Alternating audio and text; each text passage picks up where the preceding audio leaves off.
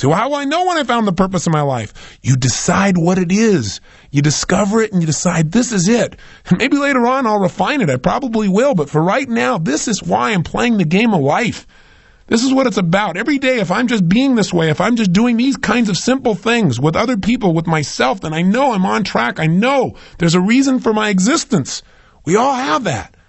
Now, I know you know the story of Viktor Frankl, right? The man who wrote Man's Search for Meaning. Here's a man who's in a Nazi concentration camp with pain everywhere around him, knowing at any moment he could be gassed or maybe spared. And if he was spared, he'd have the unique privilege of going out and taking the dead bodies out of those gas chambers, putting them in the big ovens. Talk about intense. And yet somehow in the midst of that pain, he found a deeper meaning. The meaning was that even though he was in pain in the moment, that somehow, someday, he would survive this and he would come to share the story so that this would never happen to other people in the future.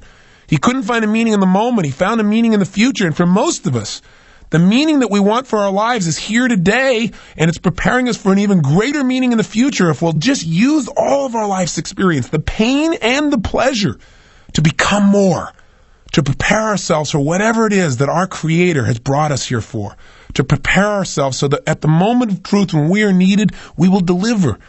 And my real belief is we're going to be delivering all along the way. It isn't something that someday you're going to do. It's something you every day are doing. You know, Becky, my wife, just recently lost her father. And it's been a tough time for her because in a very short period of time here, she's lost both her mom and her dad. And that's an event you cannot control. And God knows we tried. When they came to us and told us that her father had cancer, they told us that he would die within a period of anywhere from 3 to 6 months. And fortunately, he never found out that diagnosis. And what we did is we kept making sure he had a compelling future. He had a sense of meaning, a variety of things that he was needed for. And it was amazing how he physically responded. We had a trip scheduled for him to go to Fiji on, which he went on, and talked to him about how we needed his help with our resort there and helping some of the Fijians in the garden, because the garden for him created so much meaning in his life. It's about supporting, about nurturing, about helping life along a little bit. And so that he was excited about, and things we wanted him to do with his grandkids. And so we kept giving him compelling futures, and sure enough, 3 months went by, he was healthy. 6 months went by, he was healthy. A year went by. And through a variety of interventions, pretty soon he seemed to be better. Until just recently when we started getting phone calls from his neighbors. He lived up in a place called Rand, Colorado, a little town with 14 people in it that he's been a major part of for years and years. And they started to call us to tell us that they didn't think he could take care of himself anymore. So we flew out and brought him back here and took care of him here at our own home. In the first few days, he was in phenomenal shape. It was like he was completely restored, being around the grandkids and being in the environment. He was all excited to share about things that happened in his little town of Rand that he helped to create there, about the calves that he helped to deliver and about the planting season and how they're helping people through the winter and some of the stories they've been telling. And he was just totally alive. And then we took him to doctors for a series of tests. They said they wanted to keep him overnight. The next day we called and I spoke to his main doctor, and he said it looks like he just has a form of meningitis. So he said that'll be really easily treatable and he should be okay. And he said, don't worry. He said, we're just going to do a series more tests because he's a bit dehydrated. He lives at an altitude of about 11,500 feet and he's not drinking enough water. And he said, we're going to run a couple more tests, he said, next day. He said, but I think he'll be fine. He said, I have to go out of town. He said, my partner doctor will be working with him. So he said, I've passed on all the information. You can check in with him tomorrow.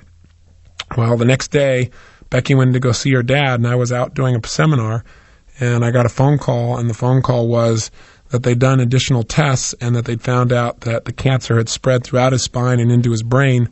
And while it wasn't treatable before, when they told us 3 years ago, it's certainly not treatable now, and that they thought he would die within weeks. The worst part was, though, that they also told this to him before they told it to Becky. So he had no one there to support him through the process or to give him other options. When I found this out, I became so angry with the doctors because I focused on how he'd violated what we asked him to do and how the other doctors should have told his partner doctor not to tell him yet, to allow us to talk to him, to prepare him for the situation. That it was so harsh, it was so unfair, and the meaning of it was that it was going to really harm him, that all of a sudden he would give up hope. And what I wanted to do was lash out. And fortunately, I didn't lash out. Instead, I started to focus on what's happening to Cecil. What can I do? So went to go see him and talk to him, and it was unbelievable. He looked like he just aged 10 years in a day. Because what had happened is he had no future. There was no purpose in fighting the pain or trying to make things happen or, trying to tell stories or do anything, because after all, you're going to die anyway soon. And that was kind of the way he was interpreting it. And sure enough, no matter what we said, he just didn't seem to respond. He just seemed to go into a total stupor. And for the next day and a half or so, he just sat in a corner back here in the home, and where everybody took care of him, and he really didn't say very much or communicate very much. He just said not to bother with him, that he was fine. But he didn't open up emotionally. So finally, I just decided I would go out and see him, and I just sat down with him, and I cried, and I told him how much I loved him and how much Becky loved him and how he needed to share with us what he was really feeling, because holding that back wasn't protecting us from pain. We just felt separate from him. And I really wanted him to realize that he could choose what this was going to mean for his life. The doctors had told us 3 years ago that he was going to die within a matter of months then.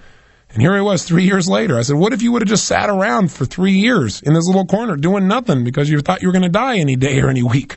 I said, that'd be pretty crazy, huh? And he started to laugh.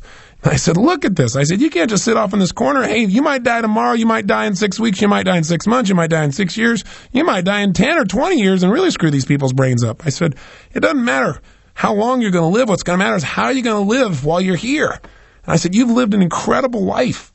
In World War II, you were a pilot, You were a businessman. Now you're this guy who's touching this little town up in Colorado where everybody knows you and cares about you and loves you because you love them. I said, you've raised these incredible kids. I said, if you're going to go out in style. Go out because you decided to go out in an energy that you want to, where you really enjoy your life. Don't just shut down because somebody told you your life's over because you buy into it. Don't do it. And then he said, well, Tony, he said, the truth is, I'm not afraid to die. And he said, everything you said is true. He said, my life has been so rich. And he says, I feel like, I've lived my purpose now. I look around and I see my kids and I see what they're like as people and I see what I've done and I think maybe it's time for me to go now. And I said, listen, if you're deciding to do that because you really want to go, I said, then, I love you. He said, I'm sure I'm going to cry and I'm not going to try and keep you here, and neither is Beck, because we love you. I said, but at the same time, don't leave because somebody tells you it's time to go. He said, well, I don't know. I said, well, when it's time to go, you'll know. And I said, and you can go consciously. You can decide when it's time. You don't have to wait till the pain is so intense you can't stand it. But at the same time, don't go any quicker than your meaning is done. And I think right now you're teaching your family a lot of new lessons. He said, yeah, that's probably true. And I said, so what do you want to do? How do you want to do things? I said, let's get your fanny out of here. Let's get about. And we had this great conversation and talked about all kinds of things. I won't bore you with the details, but I let him know that he never have to worry about his daughter and that she had become the kind of person he could always be proud of, and that he'd given me so many gifts, not only by his example, but by what he created in his daughter, Becky. And I get the benefit of those every day, those values, those understandings, that way of touching people's lives. And it was amazing because the next 3, 4, 5 days he came to life. All of a sudden there was a purpose in things again. All of a sudden he was alive. He'd go out by the pool and tell stories and so forth. And he went over to the polo grounds and did all kinds of just really great things. And then I went away for a seminar and I came back 2 days later and it was like he was gone. He could barely even talk. He's having a difficult time holding himself up. We had to have round-the-clock care for him. Pretty soon, he wasn't able to carry on a conversation. He would start talking gibberish and start seeing things that were invisible and point to them. And we could tell the end was coming. And as the end started to come, and my family, there was more and more pain and tears, and we felt it all. And I also, at the same time, reminded ourselves that, hey, we're making this thing that it's lost because of our short-term thinking about this man and his body and his presence, but his life will live on beyond his physical presence here. And for him, what it probably means is freedom. Finally be free of the painful body he's been in for so many years. For him, it's a chance to be with his wife, Becky's mom, a chance to be with other loved ones. There was another meaning that could give you joy at the same time you're feeling pain. And so we tried to focus on those. And then one night I got home and all of a sudden I was called into the other room by the nurse, and she told me that Becky's dad had just passed away. And I had to share it with Beck, and I had to wake her up and tell her. And we laid there and we cried and we talked, and at the same time she felt an incredible sense of peace for him. It's amazing how instantly how we felt could change just by changing what we focused on.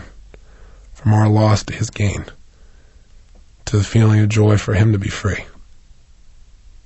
We couldn't control the event, but we could certainly direct our own minds by thinking beyond ourselves to something deeper, to a deeper meaning in life.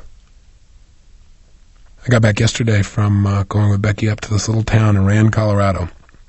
This little town I'd never been to before, but Becky had been there many times, and I got a chance to see where Cecil lived and the impact he had. He didn't really want a funeral. He never liked people who, quote, put on airs for anything. He was a simple man with simple values and a simple mission. And when I got there, I looked around, and he never explicitly said what the mission of his life was, the purpose of his life. But in a town of 14 people, and we went out to this gravesite to put his body into the ground, and suddenly person after person started showing up. We knew all 14 people would be there because we knew he'd touched them all. They all loved him. He was the storyteller. He was the man who took an old car years ago and painted it black and white and put a star on the side and put a dome in the inside with glasses and made it look like a police car, so that when people came running through this little town, which consists of about 7 or 8 buildings, that they might slow down. His house was called the Rand Yacht Club because he invited everybody up for coffee every single morning, at least 300 days a year. Figured out how he could tell them a story and cheer them up. He used to run a little restaurant there called the Liar's Lair. The reason was because he had people, he'd tell people stories, and he'd tell the wildest tales and get people to believe them. Sure enough, after about 10 or 15 years, they began to realize that some of these things were stories. And they all laughed as they told me stories about this incredible man who touched their lives. But when we got to the gravesite, not only did 14 people show up, but in this little town that's 4 hours outside of Denver, people came from all over. People came from Wyoming. People came from Denver. And pretty soon there were 100 people at a gravesite where there was not supposed to be a service to honor a man who touched their lives.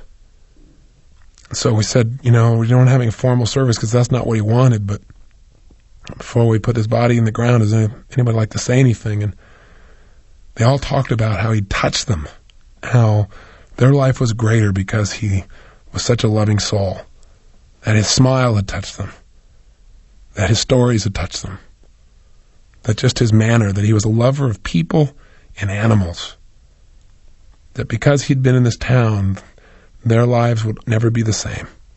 And people who'd come through the town just for a day, just as a little kindness. He was a man who said, if you can't say something nice about something, don't say anything at all. He never said a negative word about anybody. In fact, one man, probably the most telling tale of this man's life, he said, Cecil's the kind of guy, he said, I sat down one day with him and said, what are you doing about all those rodents that keep stealing all our animals? Are you poisoning them? Or are you shooting them? Are you trapping them? Are you killing them? What are you doing? He said, because they're taking all my stuff. And Cecil said, no, he said, I just plant twice as much. I thought, what a life. What a man. See, his life was his mission. His mission was real simple. Love people, love animals, love beings. Make the world a little bit better by just being nice. He lived a life of significance, one that had meaning. He didn't go out and change everything on earth. He didn't make $1 billion. He doesn't have people writing him up everywhere, but he changed people's lives. And he died in his sleep, out of pain, the day he decided to go.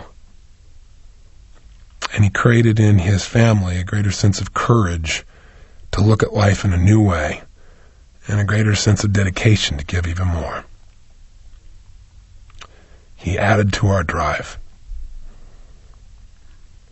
He added to our commitment to be givers in life, as he was to any soul who had the privilege of coming across his path.